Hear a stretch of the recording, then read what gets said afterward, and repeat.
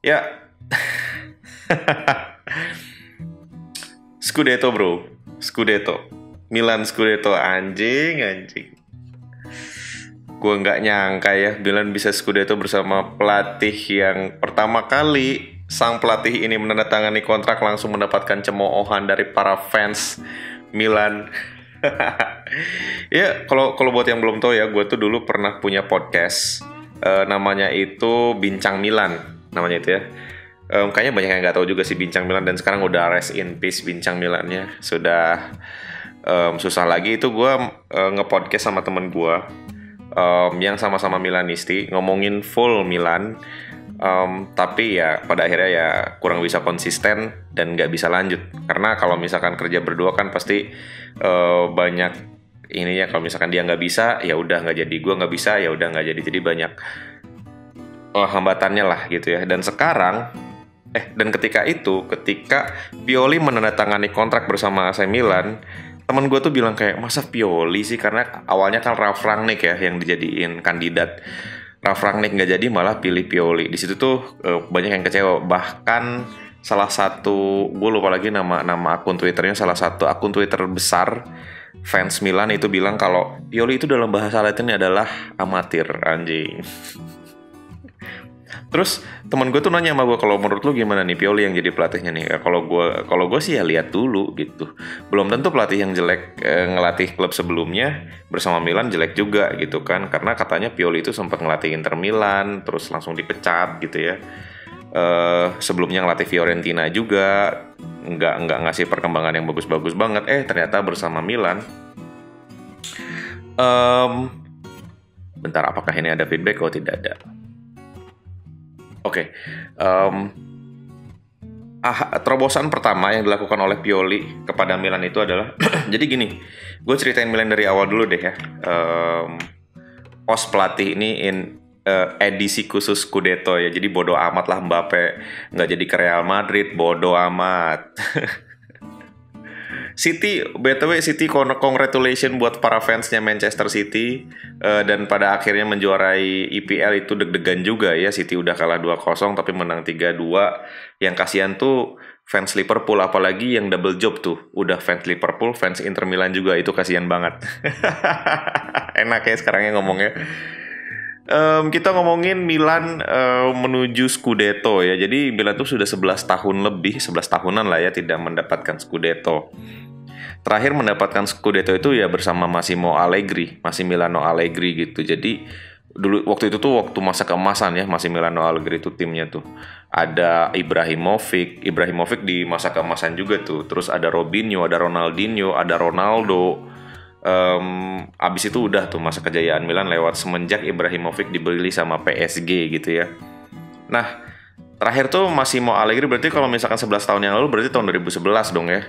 Bersama Massimiliano Allegri, lalu habis itu dilatih sama Mauro Tassotti, entah siapa itu Mauro Tassotti.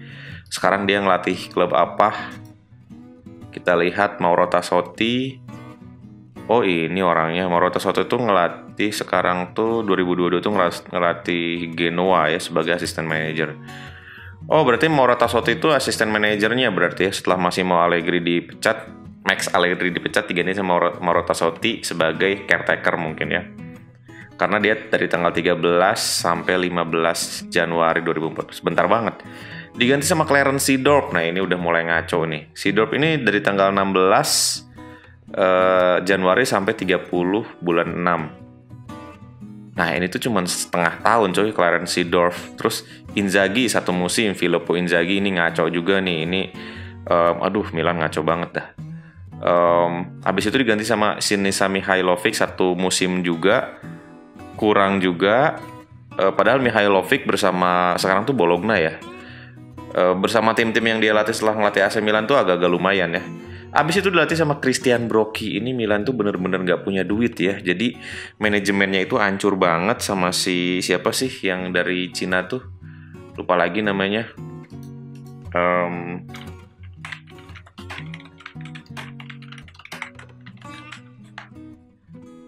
Lee Yong Hong. Ya. Ya, Lee Yong Hong. Bener gak sih? Bener ya, gue lupa soalnya. Gue lupa. Pokoknya yang owner itu yang dari China gitu, dari yang Chinese saja gitu. Emang orang Cina sih sebenarnya dia.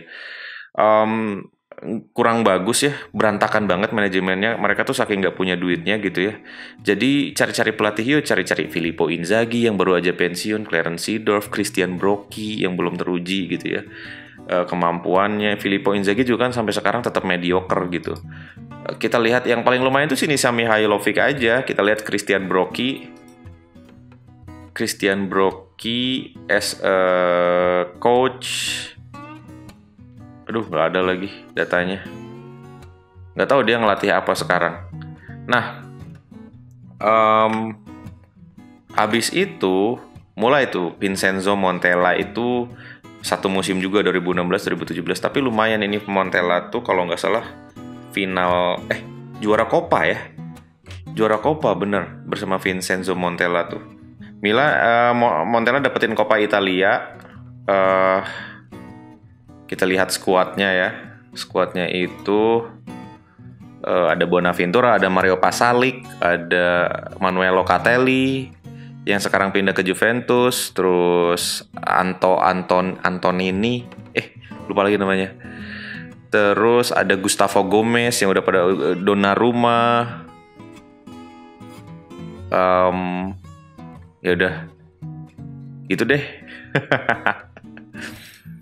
Nah, gue tuh mulai inget progres Milan tuh di zamannya Montella gitu. Kenapa? Karena Montella tuh ada Carlos Bacca ya. Ada Carlos Bacca, terus namanya lupa lagi yang pemain dari Shakhtar tuh. Dari situ abis Vincenzo Montella juara Coppa, gue mulai pay attention lagi nih sama Milan, karena Christian Brocchi itu gue udah males-malesan banget nonton dari mulai dilatih sama Clarence Seedorf sampai Christian Brocchi tuh anjing ini Milan apaan sih, sampah banget. Nah sama Vincenzo Montella ketika Coppa Italia gue tonton masih kurang bagus mainnya, sampai sekarang juga masih kurang bagus sih, cuman cukup parah lah sama Montella tuh. Elliot masuk nih, investor baru. Elliot masuk, terus Gazidis masuk, Leonardo direkrut. Jadi dulu tuh ada si Leonardo, terus yang dari FIFA gue lupa lagi siapa namanya, Leonardo, terus yang dari FIFA itu, aduh kok gue lupa namanya sih, terus Maldini yang direkrut tuh.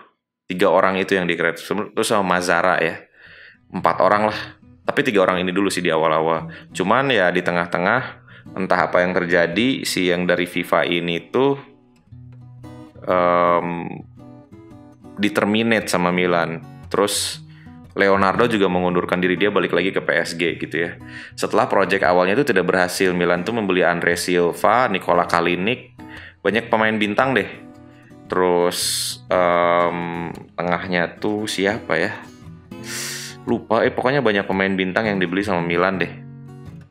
Milan tuh ngabisin duit gede gitu untuk membeli beberapa pemain itu.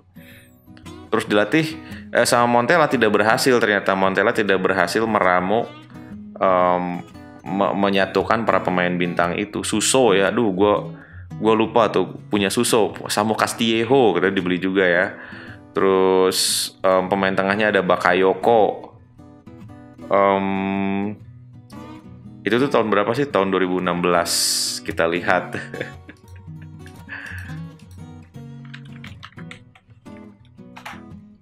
Tahun 2016 ya.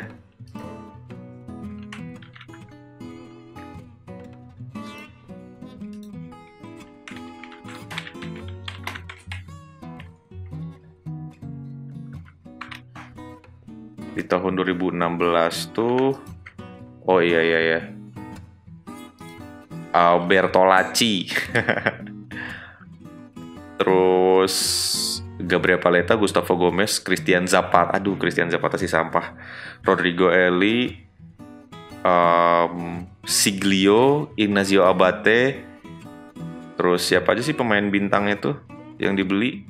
Mario Pasalic, Jose Sosa, Matias Fernandes. Oh, masih ada Keisuke Honda ya. Carlos Bacca atau Mbaye Niang, Gianluca Lapadula. Iya. Terus di tahun berikutnya, nah inilah Di tahun 2017 berarti ya Montella tuh mulai gagal melatih Milan tuh.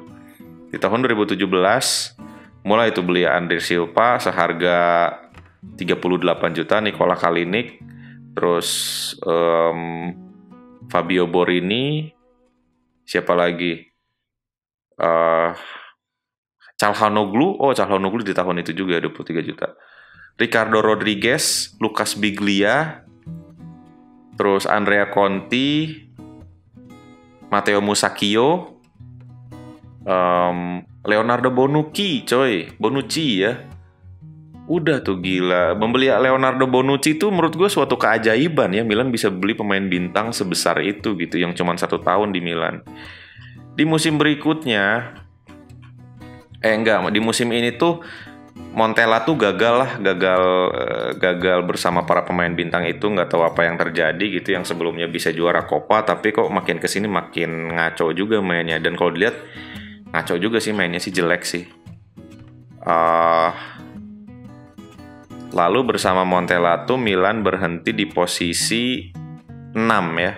Not bad sih posisi 6 sih, tapi ya untuk AC Milan ini terlalu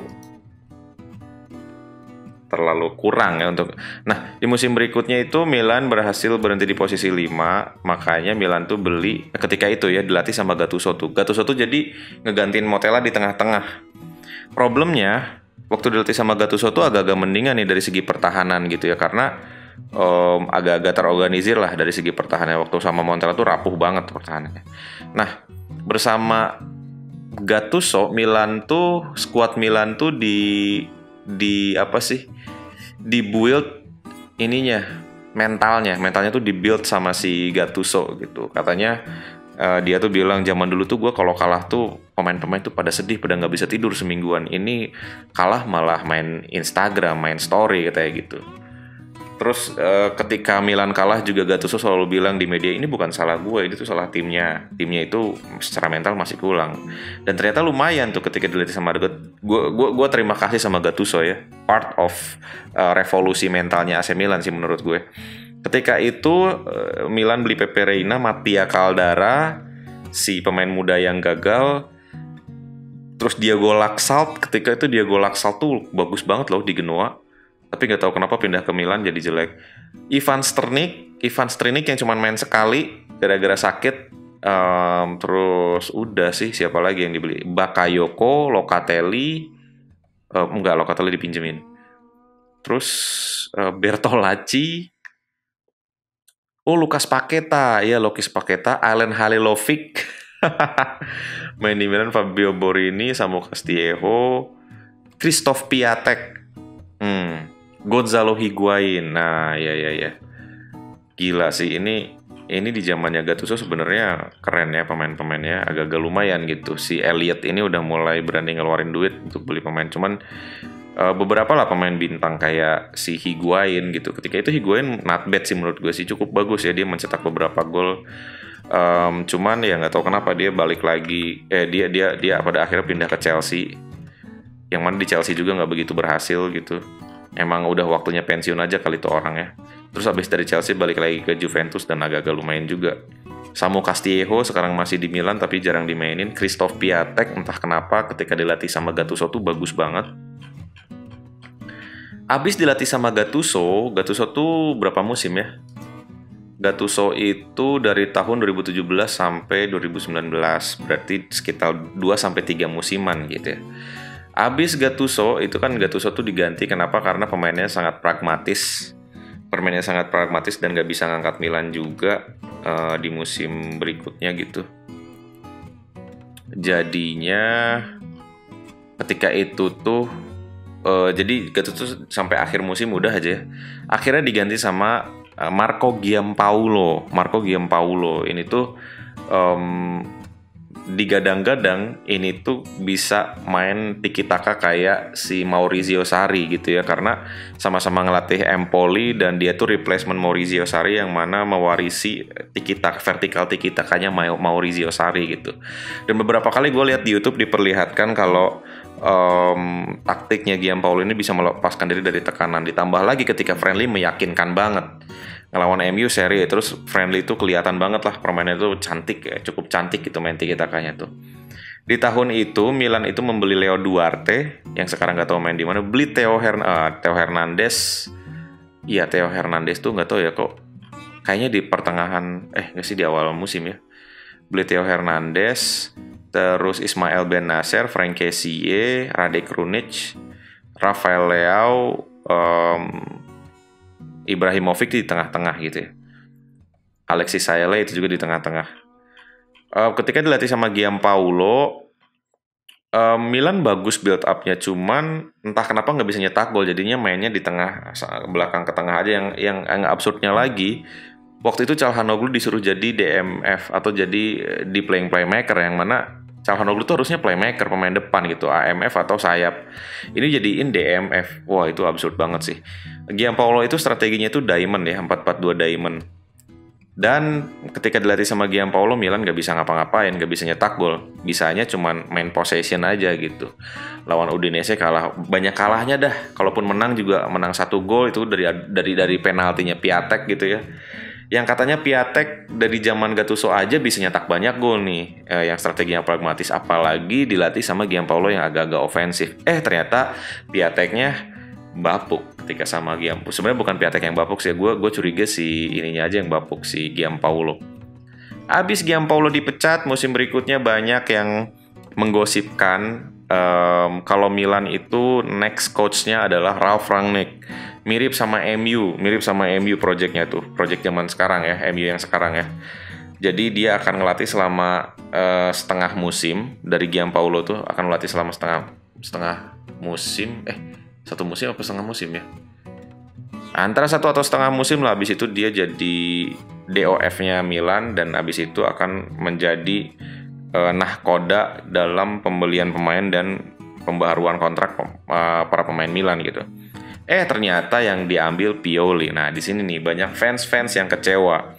Yang mana katanya, aduh tadinya Ralf Rangnick kalau jadi Pioli, wah bangsat lah ini, nggak jadi nih juara nih apa segala macem.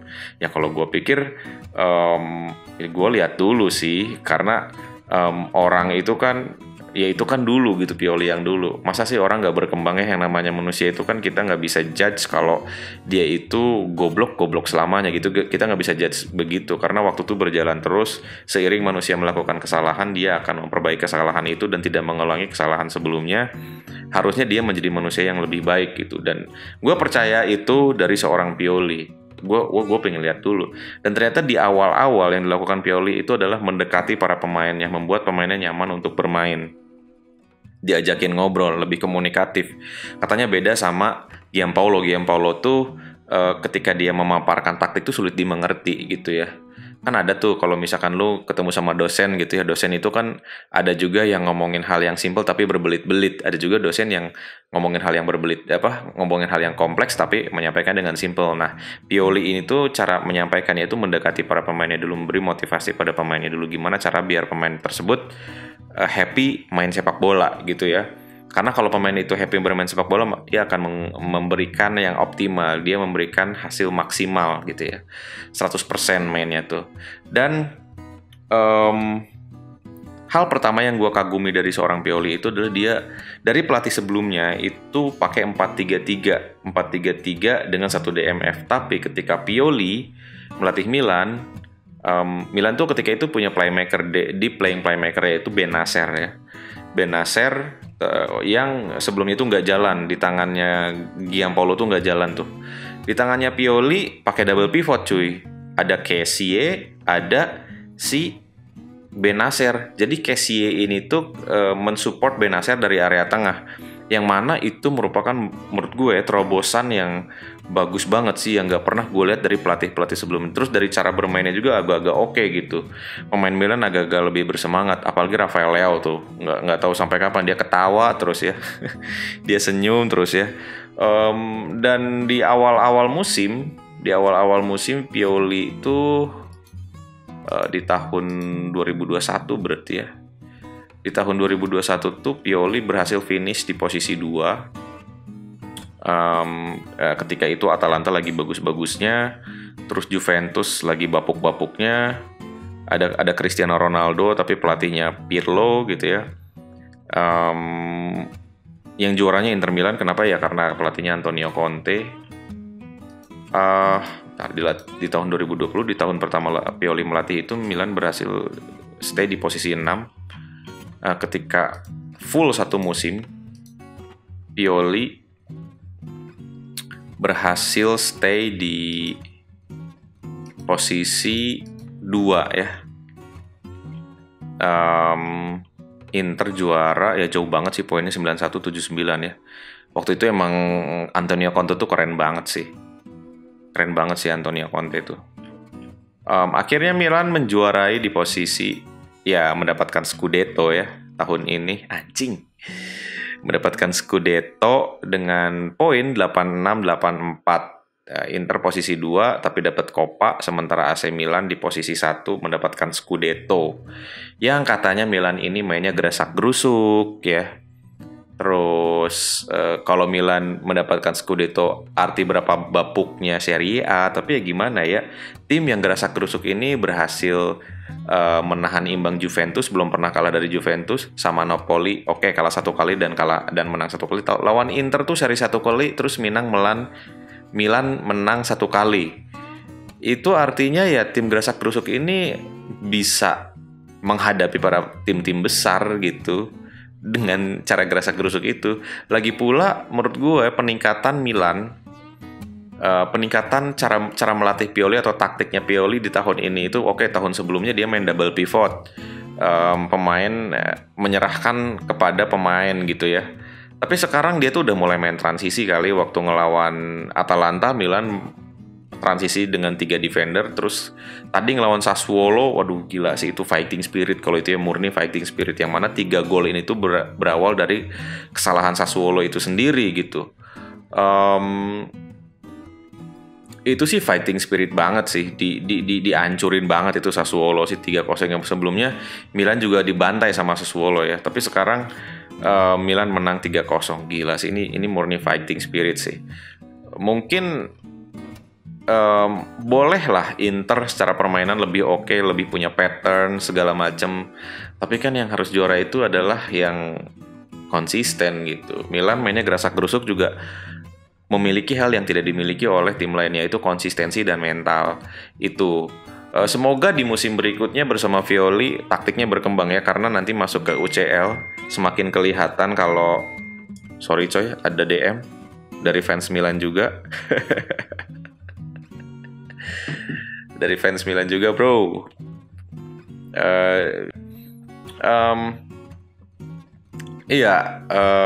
Tadi sampai mana sih anjing? Ya walaupun aduh lupa anjing.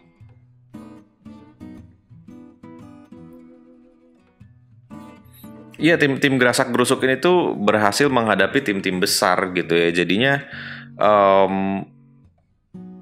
ya mudah-mudahan Pioli di musim berikutnya bisa lebih berkembang dari segi taktik, karena nggak cukup mental, fighting spirit dan gerasak-gerusuk.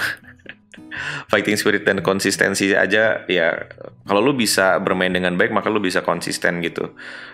Tapi kalau lu mengandalkan mental pemain, performa pemain, itu kemungkinan besar tidak konsisten. Kenapa? Karena manusia itu tidak luput dari kesalahan, tapi sistem itu bisa mengakali itu ya. Semoga sistem dari Pioli di musim depan itu lebih baik. Justru ini merupakan awal dari perjalanan Milan. Apakah Milan bisa mempertahankan Scudetto-nya atau tidak? Gue sih nggak begitu berharap ya. Kayaknya Juventus juga di musim depan lebih mature, terus Inter Milan juga lebih siap.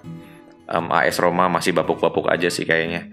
Terus Lazio bersama Maurizio Sarri kayaknya lebih matang juga.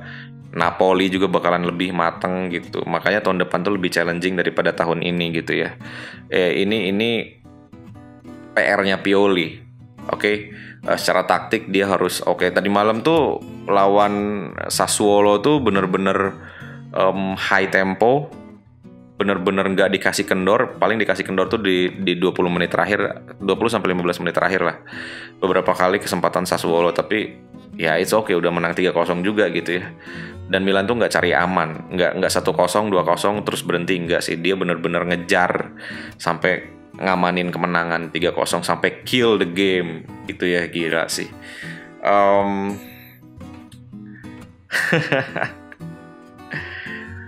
Gila, AC Milan menjuarai Serie A. Ya, gue sih seandainya Milan gue nggak tahu ya apakah kalau ada Calhanoglu Milan bisa juara atau enggak, karena kan Inter aja yang tahun kemarin juara, datang Calhanoglu jadi nggak juara ya. Katanya kan dia bilang senang bisa bermain dengan tim-tim yang bagus. Gini nih, hasilnya bakalan positif terus kalau main dengan tim-tim yang bagus. Anjing lu. Milan tanpa lu bisa juara cuy, tanpa Donnarumma juga. Ya semoga musim depan Pioli bisa memperkaya taktiknya dan ya lebih kompetitif lagi lah. Gue sebenarnya nggak mau Milan juara lagi tapi klub lainnya jelek gitu. Gue pengen pembuktian aja sih kalau Milan itu bener-bener sudah kembali ke performanya gitu. Kita lihat musim depan siapa aja yang bakalan dibeli. Divock Origi udah jadi, kemungkinan besar ya. Terus Yacine Adli, ya sedihnya sih Kessie pergi ya. Cuman ada Yacine Adli katanya yang dimana di FM itu nggak bagus-bagus banget juga. Tapi kita lihat musim depan. Katanya Renato Sanchez juga. Oke. Jadi let's see. Thank you yang sudah dengerin podcast ini. Thank you yang sudah berbagi kebahagiaan sama gue. Scudetto. No offense buat fans-fans Inter Milan dan juga fans Liverpool. Apalagi fans yang dua-duanya itu Liverpool dan Inter Milan. Oke. Sorry to say. Karena lu gak jadi juara.